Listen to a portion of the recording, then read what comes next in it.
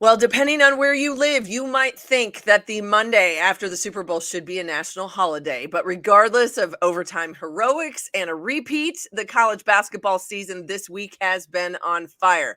And there's a quiet bulldog growl coming from the upper Northwest from a team looking to pounce. So we are going to break it all down today, right here on Locked On Women's Basketball. Ogunbowale for the win.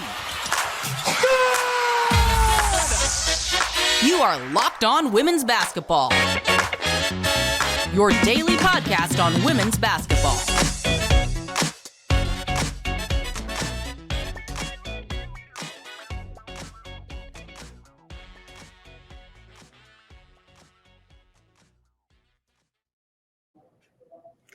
Cheers, friends. It is Monday, February 12th, 2024. And if you are in my part of the country, you are either hearing about how some don't know post-game protocols, or there just might not be enough coffee to keep you awake after cheering on the Kansas City Chiefs to another Super Bowl title. Hi, everybody. I am Missy Heidrick, National Women's Basketball Correspondent here at The Next.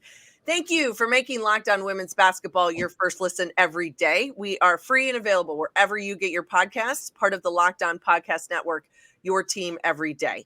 And today's episode is brought to you by LinkedIn Jobs. Helps you find the qualified candidates you want to talk to faster. Post your jobs for free at linkedin.com/LockedOnNBA. That's at linkedin.com/LockedOnNBA to post your job for free. Terms and conditions apply. Well, welcome to grind time in the world of college basketball. We've got tired players, agitated coaches, exhausted support staff members. It's a little bit of a scene like The Walking Dead in some of these offices today, but it is a Monday, so it's time to rally. And where teams need to dig in, that's what they have to do now. So today we're going to check in on the ups and downs of the past week and what it reflects in the new AP poll, and dissect what I think is one of the quiet hunters in this top 25, and that would be the Gonzaga Bulldogs. What's their secret to success, and can anyone take them down in the WCC either now or maybe in the future? Here to help me break it all down today is one of my amazing colleagues at The Next, Matthew Walter, a West Coaster with insight on all things and licking his wounds after a 49ers loss in the Super Bowl. Matthew Walter, good morning. Hello. And yes, sad feelers out in 49er land, but yet the women's basketball world continues to roll up and down all throughout the West Coast, and we are never at a lack of really good action.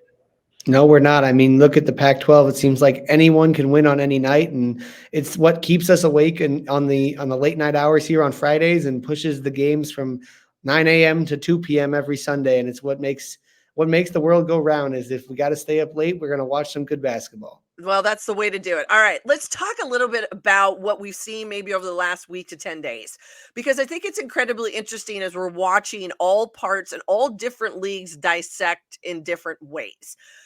Let's start with South Carolina. They obviously have continued to roll. They do it this week without Camila Cardoso, who is away playing on her national team, but they handle Mizzou and just obliterate them. And then they host UConn. And for what a game I thought it has a lot of national attention and a lot of buzz about it, it still was an 83-65 win by South Carolina. What strikes you about this Gamecock squad? Because to me, it's balance, but yet they win games in multiple ways, and it's just nothing really seems to surprise them. Yeah, and I think what we saw yesterday is their biggest difference from last year. It's they can shoot the three ball, and it started with, and it'll go through Tahina Paopao, right? The Oregon transfer has been excellent since going to Columbia, and yesterday she was on fire, right? She's shooting almost 50% from three, which is like 40% is great. So 50% is like ungodly numbers, and yesterday she couldn't miss, right? She was hitting from all different spots, coming off of different actions. They were getting her on some flare cuts. They were getting her just, coming off a ball screen. She had that one little step back move and hit the three, and they combined this ability to shoot the three. They've got so much athleticism in the front court, even without Cardoso, right? You saw Watkins play big yesterday. We know Chloe Kitts has had to step up into a bigger role. We know Melissa Fuwiley is an incredible athlete. Raven Johnson, a great point guard. They just have a lot of just ability, versatility, and just because they now have a little bit of ability to shoot the three ball, it spaces the floor for those bigs, and it makes them so much more difficult to guard because you heard Rebecca Lobo talking about it yesterday on the broadcast. Last year, teams were just sag in the paint, sit in the paint. Well, you can beat them threes to twos. Well, now they can have their own threes, and that makes them even more difficult to guard. Oh, and by the way, they're just full of length and size, and they can kill you on defense too. Yeah, I think that's been one of the things that's been most impressive to me is in when you watch some of their games is just when they need it, they get stop after stop after stop, and they just make life so difficult. People are incredibly uncomfortable for 40 minutes when you play South Carolina. The next team that to me has been one of the surprises, I think, and it's been one of those quiet ascents in the poll is Ohio State, who comes in this week, and this AP that was just released probably about an hour plus ago, they're now sit at the number 2 spot, 21-3. They've won 11 games straight. Now, this number 2 spot has not been friendly. I was going to say, be careful. If you're ranked number 2, be careful. Yeah, I was going to say number 2 has not been friendly. I mean, UCLA, Kansas State has been in that spot. Iowa was just number 2 in that spot. All have dropped out of it. Colorado's been there. But for this Ohio State team, in what is a very good Big Ten, obviously, with a lot of good players and a lot of good coaches and strategy, I think this Ohio State team, because of the way they defend, is finally finding their groove and figuring out a way to gut games out, which is what you have to do in February. Yeah, and I think you talked about it, right? They had some new pieces this year. Celeste Taylor came in, a really good defender, but it was going to take time to get everything to mesh and to fit into what Kevin McGuff wants to do on defense with the pressing, with the different styles they do. And you can see just the growth of JC Sheldon, not only as a player, but as a leader, and then everybody else around her. Cody McMahon has sort of, she had to figure out how to make that adjustment, which is the hardest from freshman to sophomore year, because now everyone's got a year of film to see what you do. And it takes a little bit of time to do these things. And like you said, they've won 11 in a row, and they've won the big games. They beat Indiana. They beat Iowa. And, they have a couple of tough games left. They have to go to Nebraska, who just beat Iowa, which we'll talk about. They have to go to play Maryland again. But then the big game circled is that one on the 3rd, playing at Iowa, which will probably decide who wins the Big Ten. Yeah. And Ohio State right now is playing, you're right, you're talking about playing your best basketball into the end of the season, winning 11 in a row. They've done it in different ways. They've won games close. They've blown teams out, right? They beat Indiana by 5. They beat Michigan State over the weekend by 15. They put up 100 on Iowa, but they also can win games in the 60s. So they can do it different ways, and that versatility is key. And again, this is a team that went to the Elite 8 last year. This is a team that beat UConn in the Sweet 16, that had a chance to go to the Final Four. So I know it's a lot of returning players, and they know how to win games. And I think you're seeing now the growth of a veteran team as the season goes along, figuring out how to be at their best at the end of the season. No, I think you're absolutely right. All right, you mentioned it. It was an Iowa squad that went on the road. They played at Nebraska, sold out in Lincoln, a fantastic environment for women's basketball ahead of the Super Bowl yesterday. Nebraska, they're down 14 at one point in that game, but just figured out a way to win. They shut down Caitlin Clark. She doesn't break the all-time scoring record. That will come here now in the next week or so. But your thoughts on watching that Iowa game, because I was impressed with the very kind of no-nonsense, unshakable, kind of stoic demeanor of that Nebraska team in the fourth quarter. It just didn't seem to me like they got rattled, and they knew they had an opportunity and they made the most of it. Yeah, and I think they did a great job on defense, right? Okay, we're going to face guard Caitlin Clark. Yeah. And we're going to make somebody else beat us. And Iowa has good players, but they don't really have players that can beat you off the bounce. Yeah. And so if you protect the three-point line, you don't let Hannah Stolke get what she wants inside, Iowa struggles to score. And I also think maybe Iowa might be distracted by, or at least maybe Caitlin Clark, maybe the whole team is just distracted by this record. I think she talked about it after the game, just getting it off her back. Just like, let's just get it over with, because I think those are the kind of things where you're like, I still got to do this. This still has to be done on top of winning basketball games. Right. And it can distract from the part of actually winning basketball games that is really important right now in February, when we're trying to decide who gets good seeds, who wins conferences, who gets, a chance to win your conference tournament. Those are the things, distractions that don't help. They don't help at all. And that it seemed like Iowa was passive. They didn't know what to do without Caitlin having the ball. And it seemed like Caitlin didn't even, sometimes was just like, okay, I'm being denied whatever. And she didn't really get involved in the play. And I'm wondering if it is a distraction. She talked about it being a little bit of a distraction after the game. So hopefully, 8 points should be easy for her, get it over with. And maybe that'll help to alleviate some of the stress. But credit to Nebraska and Jazz Shelley played a really, really good game.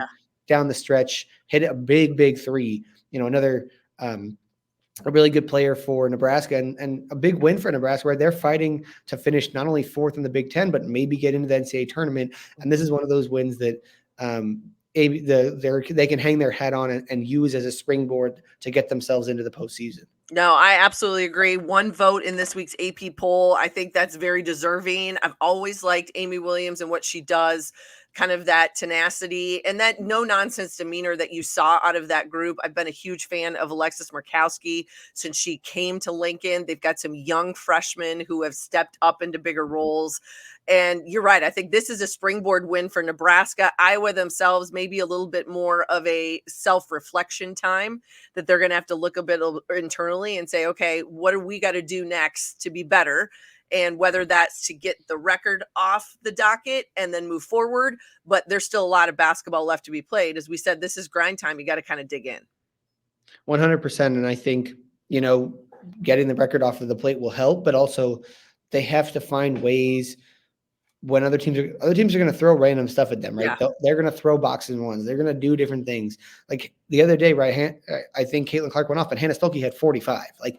Other people are going to have to step up for this Iowa team and figure out how to win the game when Caitlin doesn't take a lot of shots or doesn't score in certain parts of the game, because they need to do other things and find other ways to win. And that's how you win championships. No, 100%. All right. When we come back, Matthew and I, we're going to dive into one of those teams that continues to make that quiet ascent in the AP poll. We got to talk about the Gonzaga Bulldogs and all of the other tough teams out on the West Coast in the Pac-12.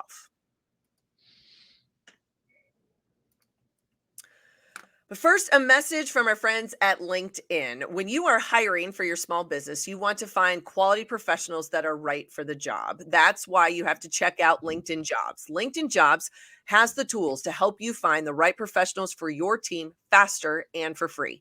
LinkedIn isn't just another job board. It has a vast network of more than 1 billion professionals, which make it the best place to hire.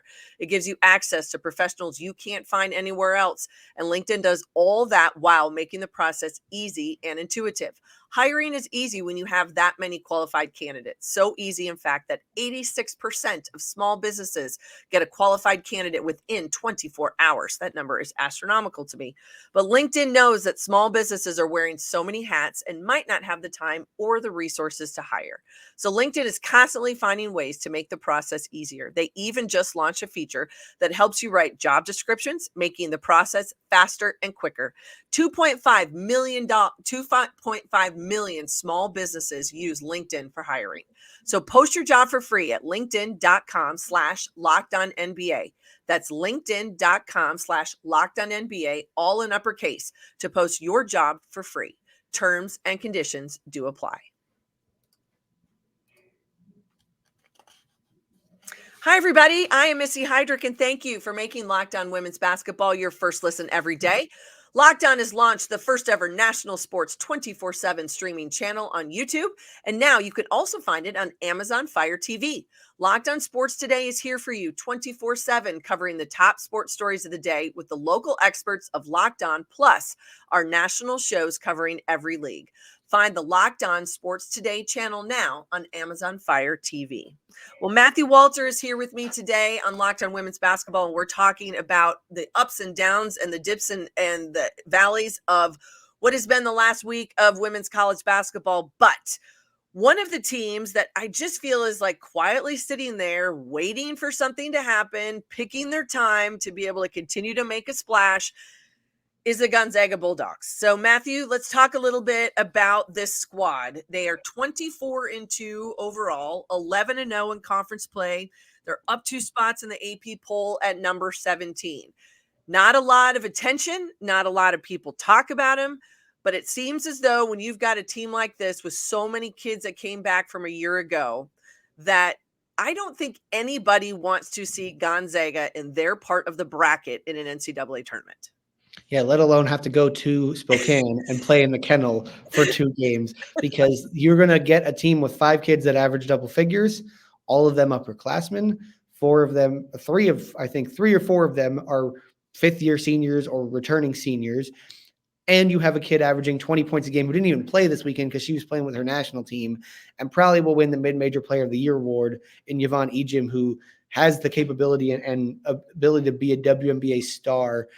20 points a game, 8 rebounds a game, shooting 65% from the field.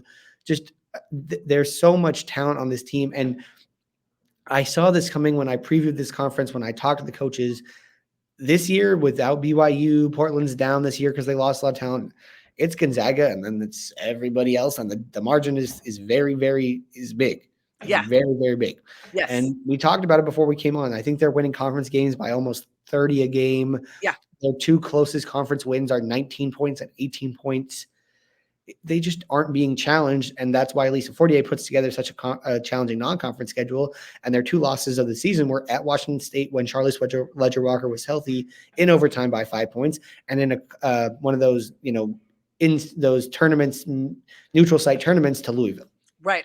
So, well, let's talk about that a little bit, because I think that's the interesting part. And we have this conversation with mid-major coaches all the time, right? And excuse me, in the past, when BYU, before they left to go to the Big 12, was part of the West Coast Conference, there were times where you were looking at this being a 2-bid league because of the strength of those 2 programs. Now it's Gonzaga and really kind of everybody else.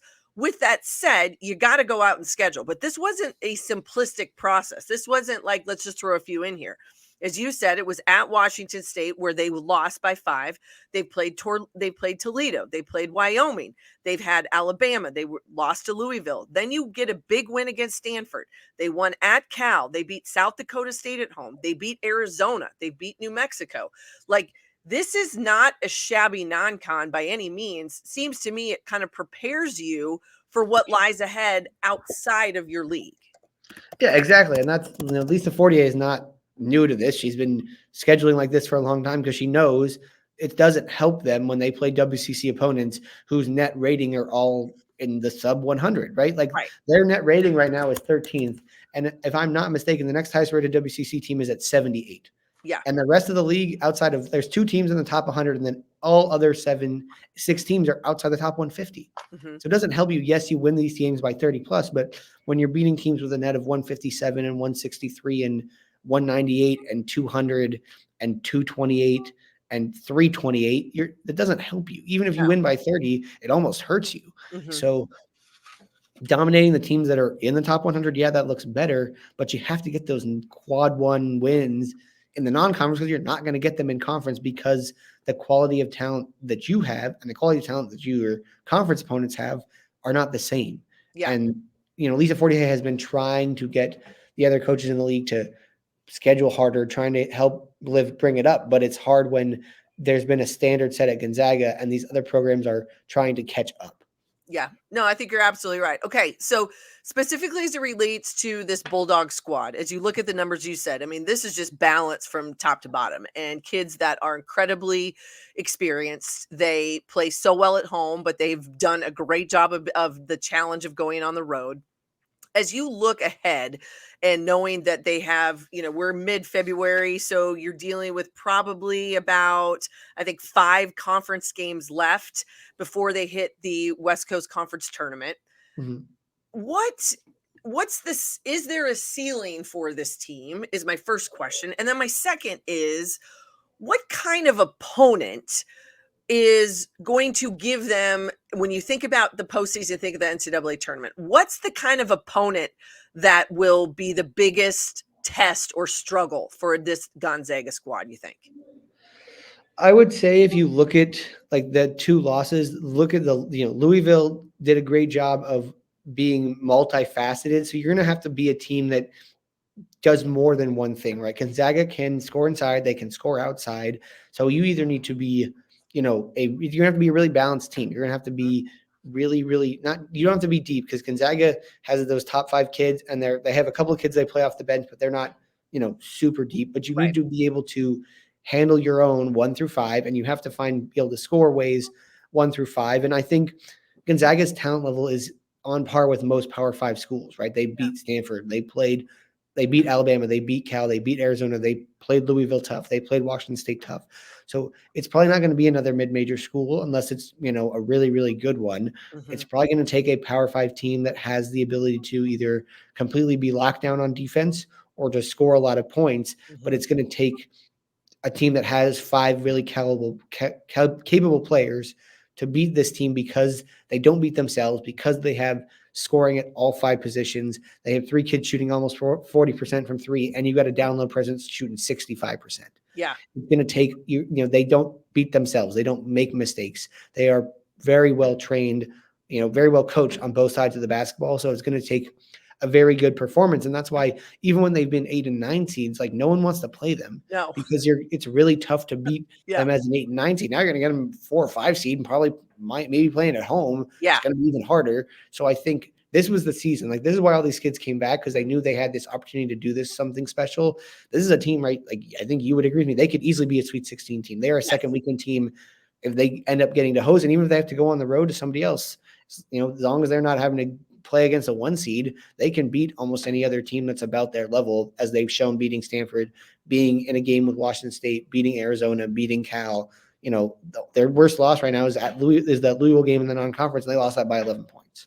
No, I would agree with you, and I think you're absolutely right. If I'm anybody, I would say this is not a team I want to see in my part of the bracket. You know that with those 5 conference games left, that they're going to continue to dominate, beating teams by almost 31 points a game in the West Coast Conference. That you move those numbers up, they continue to go on the rise. You don't stumble anywhere along the way, and put yourself in that top 16 bucket so that you can play at home. And then I pity the people that actually have to go there, because that's not going to be a fun trip. I'm sorry. It'll be great for Gonzaga fans, but it will not be good for anybody else that has to go there, because they will not have a good time. I don't think they'll enjoy it whatsoever.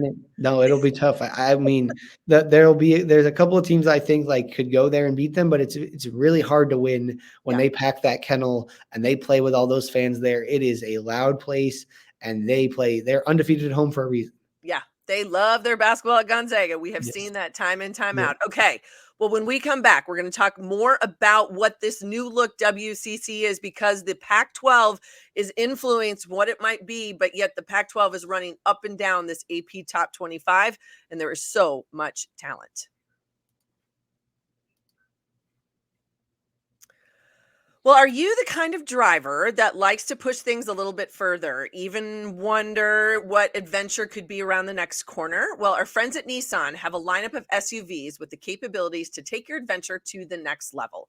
The 2024 Nissan Rogue is perfect for city drives and great escapes. Class-exclusive Google built-ins is always updating assistant to call on almost everything. Gone are the days of connecting your phone. Google Assistant, Google Maps, and Google Play Store are built right into the 12.3-inch HD touchscreen in-front entertainment system. The 2024 Rogue is the perfect midsize crossover for your next adventure. And Nissan's incredible lineup also includes the 2024 Nissan Pathfinder, which has room for up to 8 in expansive cargo capacity and advanced available 4x4 capability. With 284 horsepower and up to 6,000 pounds towing, when adventure calls, the Pathfinder is your answer. So take the Nissan Rogue, Nissan Pathfinder, or the Nissan Armada and go find your next adventure. Shop nissanusa.com.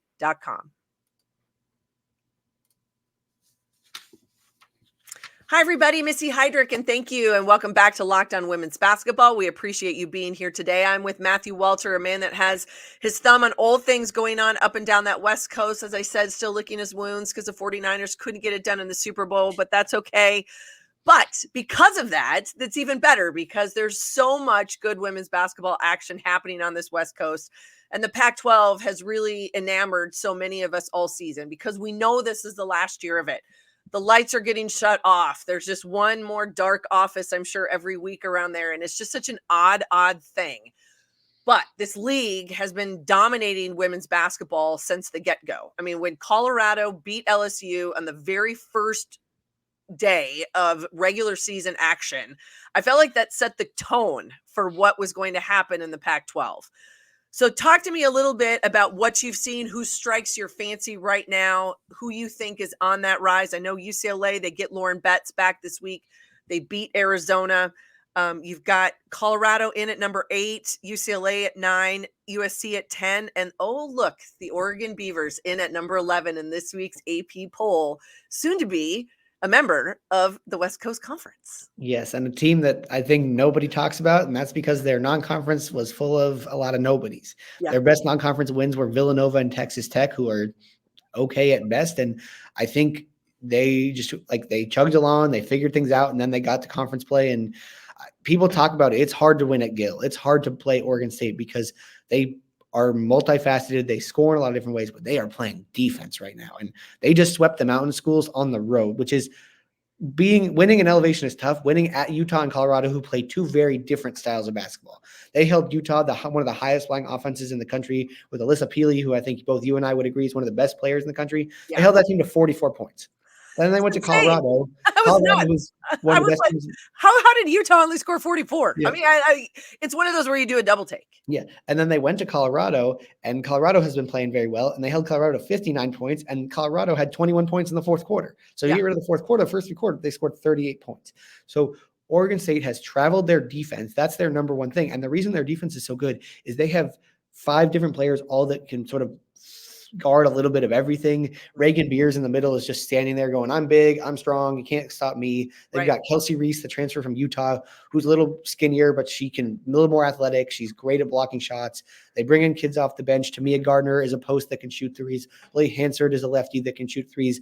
And it all starts with, and my favorite player on that team, Talia von Oelhoffen, point guard who can do a little bit of everything. She scores, she passes, she rebounds, she's tough. She is physical. She is not one of those point guards that's going to sort of finesse. No, she's going to barrel through you. She's going to body her way in, and she can even post people up. And that's the thing with this Oregon State team. They don't care how they win. They're going to grit and grind and tough you out and push you around because that's how they are. That's who Scott Brook is. And last year, a lot of these kids were freshmen. And Tamia Gardner, Reagan Beers, Lily Hansford, all these kids were freshmen. Now they're sophomores. They played a bunch last year because they didn't have anyone else to play. Van Oelhoffen got hurt, so they had to play. And now they have really stepped into their own this year, and they are taking the Pac-12 by the hand. And, oh, by the way, they played the LA schools at home. They lost both those games on the road, but they're undefeated at Gill. If they sweep the LA schools, they're going to only be like a half a game back at Stanford, and they play Stanford, I think, at Gill to finish the season. So Oregon State has a legitimate shot to go from unranked to winning the Pac-12 this year. And that wouldn't be anything new because we've seen it happen now the last year. Utah came out of nowhere, won the Pac-12, and then Washington State won the conference tournament. So the Pac-12, anything can happen. It wouldn't be any more wild than the last year of the league to see a team pick 10th win the league. Well, and I think you're right. And Stanford, by the way, sitting at 22-3, they are ranked 3rd in the AP poll. They were up 3 spots themselves. Oregon State, as you said, with the big win, and Colorado dropping, but Oregon State, one of the biggest movers in this week's poll, up 6 spots. And part of it seems to me also, as we were having this conversation earlier about Gonzaga, and you're talking about a Gonzaga squad who has to schedule so heavy on the front side in their non-con, knowing that they need to beef themselves up because of their domination of their league this year in the West Coast. Kind of opposite direction for Oregon State because they knew how tough it would be. And you still had young kids trying to find their legs, trying to figure out who they were going to be. But yet using both of those types of kind of scheduling philosophies, if you compare Gonzaga and an Oregon State, who, by the way, are going to be in the same league a year from now, it's working. These are 2 teams that are putting themselves in great position headed into postseason. Yeah, and if you look at Oregon State's schedule, right, it was an easy non-conference. Their 3 losses are at USC by 8 points, or by 2 points, excuse me, at UCLA by 11 points, at Stanford by 9 points. Yeah. Well, they've lost by 11 points or less to 3 top 10 teams on the road. Yeah. They get all 3 of those teams at home in the next 3 weeks. So not only do they have chances for revenge, but they have some very big games ahead of them at home where they are undefeated. They have not lost a single game at Gill Coliseum. They've already played Colorado and Utah there. Now they get the 2 LA schools, and they finish with Cal and Stanford. If they can stay undefeated at home, they are going to win. Not only win the Pac-12, they might be a 2 seed just because of how good of those wins are, because they beat the Stanfords and the Colorados and the UCLAs and the USCs. Well, and I know as we talk about the Pac-12 as a whole, Utah with such high hopes, they had the injury that I think has changed how they've had to play and losing one of their best players of the year. They sit at 18-7. They're still ranked 22nd in the country. That's going to be a team, I think, again, probably not going to be hosting when it comes down to the NCAA tournament, but I don't want to see Utah in my bracket either. I don't want them coming into my gym. So that's going to be a tough out because of a player like Elisa Pili, who I think she's fantastic and very well might deserve, because of the year she's having, to be back-to-back Pac-12 player of the year. I don't know if she gets that nod or not, but she'd get my vote. But before we go, talk a little bit to me about Colorado, because yes, they lose at home to Oregon State, and that's a big win for the Beavers to go on the road, because we know in conference play, anywhere you are, I don't care, mid-major, P5, it doesn't matter. You got to win at home and you got to steal a couple on the road to give yourself a shot.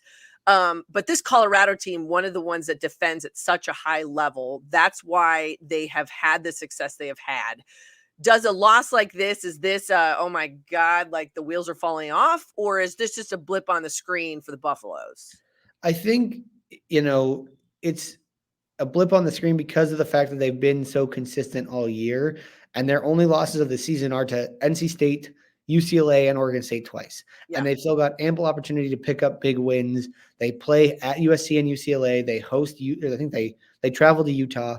That they are a very balanced team, and I think it wasn't the defense that let them down. They only gave up 65 points. It's not like they gave up 100 points. They just couldn't score.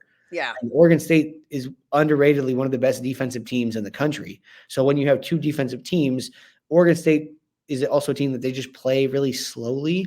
Mhm. And because of that, one of Colorado's best abilities is let's get out in transition with two shooters, a really athletic post player in Quay Miller, and the fastest point guard in the country in Jalen Sherrod. Right. And if you're Oregon State and you're just really efficient and you take slow baskets and you run the shot clock down and then you score, it's hard to do that. It's hard to play up tempo and let Sherrod run. And by the way, I talked about it, right? You have Van Olhoffen, who's a very physical point guard. It's hard for Sherrod matches up with that, but it's not going to get a lot of steals. You're not going to make a lot of mistakes. Oregon State is not a team that hurts themselves. Yeah. And so Colorado just didn't have a good offensive game. It took them till the fourth quarter to score a lot of points, probably when they were down big. And it's hard to stop a team that's that efficient. And I just think Oregon State has certain teams they play against that just doesn't match up well. And It doesn't match up well for Colorado, and it doesn't match up well for Utah, because those two teams are 0-4 against Oregon State this year. And I just don't think it works. But I just think it's a blip on a radar. It's a very veteran team.